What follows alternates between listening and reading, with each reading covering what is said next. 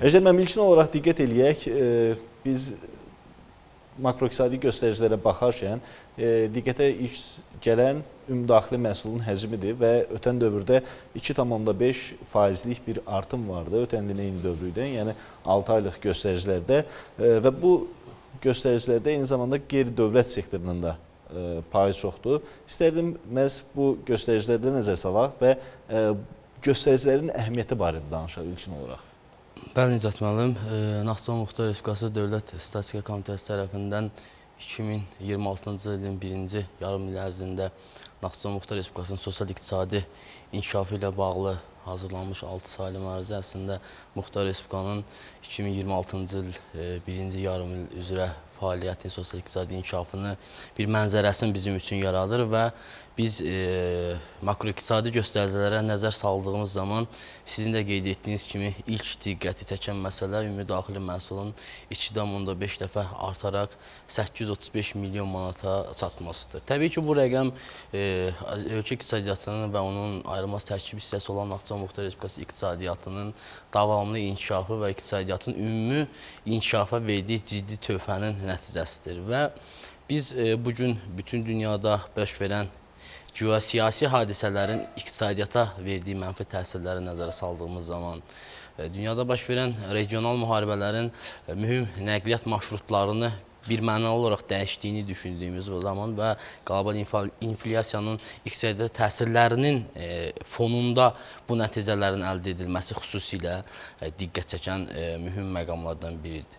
Ümumi daxili məhsulun adam başına düşən payına münasibətdə 2,2% artaraq adam başına 1767 manata gəlib çıxması da bizə çox məsələlərdən xəbər verir. Bu, bir mənalı olaraq artıq iqtisadi inkişafın və iqtisadiyyatın davamlı və stabil inkişafının sadəcə ümumi artım olaraq deyil, həm də vətəndaşların gəlirlərinə də birbaşa gəlirlərə təsir edir. Birbaşa bəli, gəlirlərə təsir etdiyini və sirayət etdiyinin də bir mənalı göstəricisidir. Bu da bir mənalı olaraq həm ölkəmizdə, həm də Naxçıvan Muxtar Respublikasında aparılan çox vektorlu, həm siyasi, həm də iqtisadi siyasətin nəticəsi kimi qiymətləndirilə bilər. Ümumilikdə biz hər zaman qeyd edirik, bu ümumilikdə belədir ki, sənaye iqtisadiyyatın əsas lokomotivi kimi qəbul olunur və Muxtar Respublikada birinci yarım il ərzində, 2026-cı ilin birinci yarım il ərzində sənaye məhsullarının istehsalında 3,5% artımın əldə olunması da əslində Muxtar Respublikada sənayenin həm həcm baxımından, həm də çeşidlik baxımından artmasından ciddi şəkildə xəbər verilir. Xüsusilə bir neçə sahədə artımların faizlərlə yox, dəfələrlə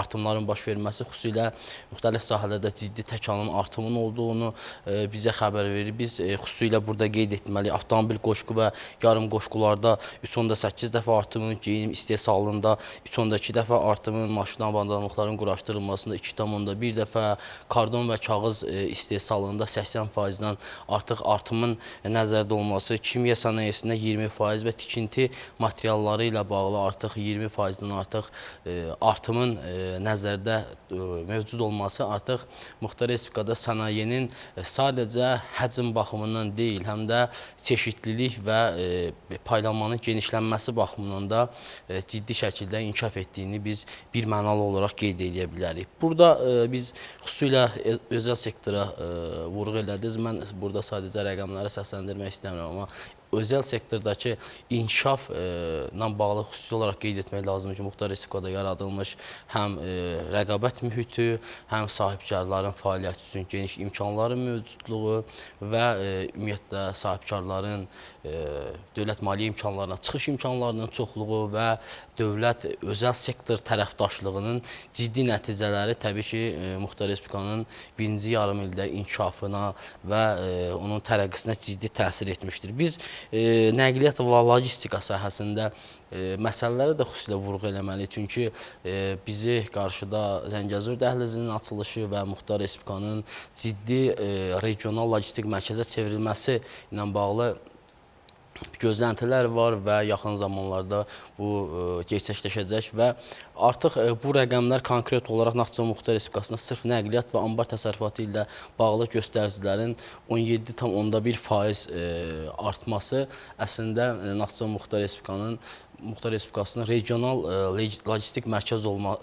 potensialının nə qədər mövcud olduğunu və Zəngəzur dəhlizinin açılması ilə birlikdə bu faizlərin artıq 100 dəfələrlə ifadə ediləcəyi bir mənalı olaraq görünür. Əslində bir alt bazada hazırlıq getdiyini göstərə bilərik biz bu rəqəmləri. Təbii. Burada xüsusilə anbarların, anbar təsərrüfatının inkişafı, nəqliyyatla bağlı inkişaf, yol infrastrukturunun müasirləşdirilməsi, yenilərinin salınması, mövcud yolların müasirləşdirilməsi təbii ki, artıq Naxçıvanın regional logistik mərkəzə çevrilmə işinə bir növ hazırlığı prosesi kimi də siz dediyiniz kimi qiymətləndirə bilərik.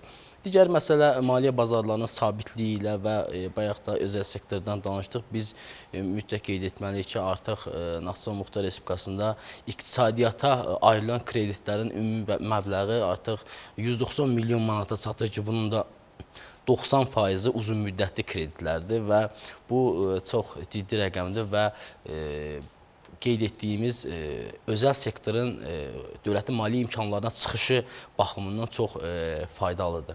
Digər tərəfdən təbii ki, iqtisadiyyatın inkişafı, özəl sektorun inkişafı adam başına düşən ümumdaxili məhsulda da qeyd etdik, əhalinin rifahına və onların gəlirlərinin artmasına səbəb olur. Sırf biz bir mənalı olaraq baxsaq, vətəndaşlarımızın bank əmanətləri 2026-cı ilin birinci yarısındakı hərəkətinə baxdığımız zaman burada artıq 40%-dən artıq vətəndaşlarımızın banklardakı aktivlərinin artdığını görə bilirik. Bu təbii ki, həm əhalinin rifahının yaxşılaşmasından xəbər verir, həm əhalinin investisiyalarla bağlı artıq müəyyən qədər aktivləşdiyini xəbər verir, həm də eyni zamanda vətəndaşın dövlətin maliyyə sektoruna və maliyyə sisteminə olan belə demək mümkünsə inamını bir növ təzahür edir. Burada biz Naxçıvan Muxtar Respublikasının iki ölkə ilə quru sərhədlərinin baxımından, ticarət əlaqələrinin mövcudluğundan danışdığımız təqdirdə mütləq ticari fəallığa da biz nəzər yetirməliyik və burada da artıq xarici ticarətlə bağlı artım 22,5% olaraq qiymətləndirilir. Bu da qeyd etdiyimiz kimi iqtisadiyyatın inkişafı, xüsusilə ixrac yönümlü iqtisadiyyatın inkişafı və şaxələndirilməsi təbii ki, ticari fəallığa kifayət qədər dəstək verir. Ümumilikdə götürəndə bütün bunlar həm özəl sektordakı irəliləyişlər, həm daxili məhsulla bağlı və xarici ticarət dövriyyəsi, ticari fəallıq, bütün bunlar da birmənalı olaraq demoqrafik vəziyyətə də təsir edir. Bu Muxtar Respublikada stabil demoqrafik vəziyyət vardır. Bu rəqəmlərdə də öz əksini tapır və 2026-cı ilin birinci yarımı üzrə makroiqtisadi göstəriciləri hansı aspektdən götürüb təhlil etdiyimiz zaman görürük ki, Azərbaycanın inkişaf edən iqtisadiyyatının bir parçası kimi Naxçıvan Muxtar Respublikasının iqtisadiyyatı da dinamik templə inkişaf etməyə davam edir. Əslində siz bir çox rəqəmləri burada qeyd elədiniz və eyni zamanda sahələrlə bağlı məsələləri qeyd elədiniz, özəl sektorun payı və eyni zamanda Zəngəzur dəhlizi ilə bağlı məsələləri.